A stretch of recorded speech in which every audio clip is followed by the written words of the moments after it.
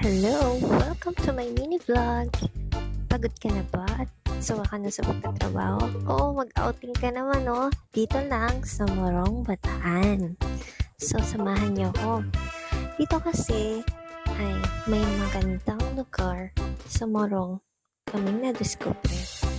Dito sa Sofia Beach Resort. Napakalawak at napakalinis ng lugar nila dito. At eto nga naglalakad-lakad nga ako dito kahit mainit.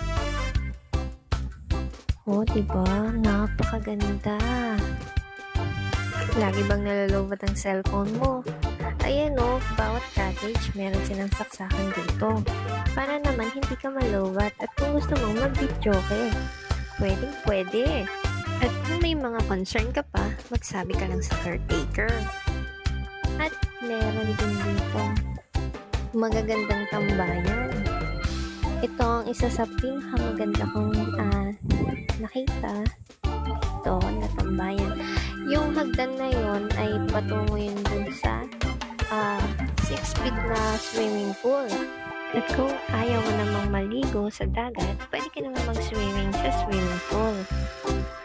Diba? May access ka pa sa swimming pool. Gusto mo ng staycation na may swimming pool na at may access ka pa para pumunta ng dagat sa halagang 6,500 at kapag hindi naman summer, 4,500. Diba? Napakasulit ang pagpunta niya dito. At kung mahilig naman kayo magluto, sagot na nila ang kalan at ang mga gamit sa kusina. Libre mo silang magagamit. Basta magsabi lang kayo sa caretaker ng resort. Napakababait nila at masikaso. Nainitan ka na ba?